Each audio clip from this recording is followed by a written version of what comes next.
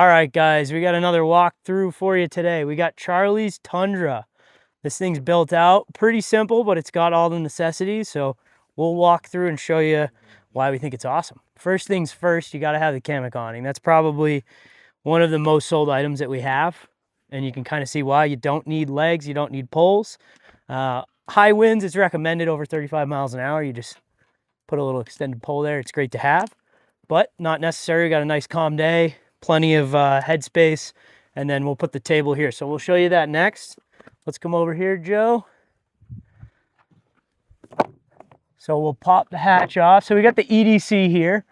So with the EDC, of course, you want to take the hatch off, and then you're going to get your side table here. We'll slide that on, slide this in. I don't like to lock them all the way, so that way when you go to take it off, you can just pop it off without using your keys. All right, so you'll want to have your ropes here attached. You just clip those onto here.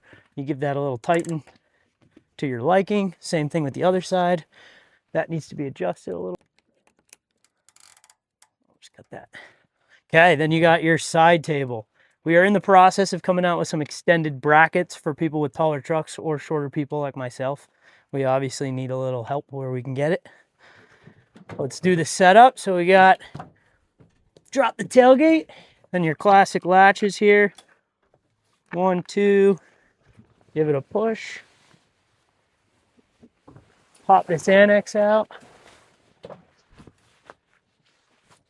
Charlie does it the same way I do it. I like to keep these doors attached because it stores nicely that way. And you can zip the middle here. What we'll do for now, just so I can kind of give you guys the tour and not have these in the way. For people who haven't seen this before, I'll give you this side door. So this comes around the tailgate here. Then you got your tabs on the side. Once these are connected, all you need to do is strap this underneath, and that makes your tension point here. Straps nice and tight. And then Joe, let's show them the inside here so they can get a good shot. Like I said, we're gonna leave these doors out so everybody gets a good view. First thing I'll show you is this awesome swell mattress that Charlie has up here. It's a dual density foam. It is ridiculously comfortable. I put one in my truck recently, and both my wife and I were pleasantly surprised with how comfortable that is. There's no chance you can tell that that's more than 4 inches when you're laying up there. It's awesome. Awesome, awesome mattress. Of course, if you're familiar with the EDC or the XO, you know we have our push-away bed. So that goes right up. Gives you all this walking space. You can come all the way to the back. Plenty of standing room. Again, same thing. Both the EDC and XO have that same function.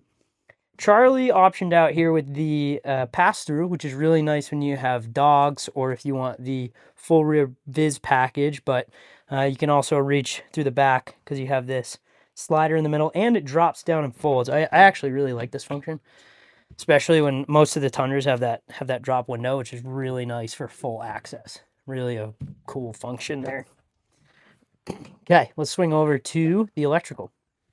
On this wall here, we have the electrical package with some of our newer features. We are using the red arcs now. We used to use a wagon system. This is just as good, if not better. Really awesome unit. Then up here we have a new control screen, and that's going to give you all your readouts, inputs. It's a lot more detailed than the one we were using before. Then you got your lights. All your fun lights inside, outside. Those are great. 12-volt port, USB ports, and your fridge port, which is a very simple thing, but I really love having my fridge port here.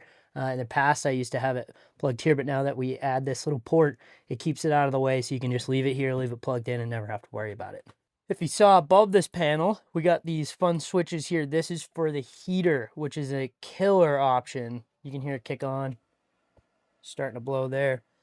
If you're a 4-season camper like most of us here at the shop, we love having the heater in there because you can go out any weekend, doesn't matter what the weather is, click that thing on and you're comfortable in here. It circulates the air inside here, so you're not pulling anything from outside. There's no chance of pulling the exhaust in. It's dry air, and it's just running that little fan, so it's quiet. Honestly, I like it for the fact of, you know, having a little noise. When you're in the desert at night, it gets really quiet, so having a little fan noise is awesome. So Onto this side, you have the source that is running all of that. You got your 200 amp hour dirt circuit battery with a 500 watt inverter. So this guy will run Starlink, charge a laptop. It'll do most small devices. If you want something bigger, you want to charge e-bikes, or, you know, I have an air fryer for mine. You'll need a 1000 up to a 2000 watt, but we can add that easily anywhere on the wall. We'll show this from the outside as well, but Charlie's got a nice access door, which if you have gear here that you need to access quick is really nice to have. And last but not least, the fridge. Having the fridge plugged in there and having it powered on, plenty of room for goodies and keeping stuff cold. We can do dual zones, we can do single. So if you are someone who needs to have ice cream with you, like myself, the dual zone is awesome. Let's show them the outside of the heater port here, Joe.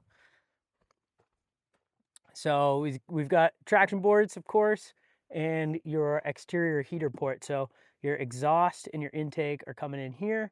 So that's staying away from any part of the camper where that would come inside, keeping it quiet and safe. Then on the other side, of course, you've seen the table. Above the table, we have some usable gear here. He's got a shovel and an axe. Some people like to do fire extinguisher, gasoline, diesel, whatever works for your truck. We can maneuver that around however you want, whether you want it on passenger side, driver side, windows here. We can do 2 of these, 1 on each side. It's really, the whole point is to have it customizable so that we can build it out the way that you want it. And I think this is a pretty practical way for most people to have that little bit of access there when you need it. Then we got his truck. So Charlie's running these 17-inch method wheels with 35-inch open country RTs, nice and grippy, with some Bilstein suspension. It's about a 2-inch lift. With that, he's got a really comfortable daily driver, good off-road, plenty of space in the back. This is a really good all-around truck. You could tow stuff with it, plenty of power. A lot of people, when they're buying from us, they don't even have a truck yet. So people are always asking what's a good option.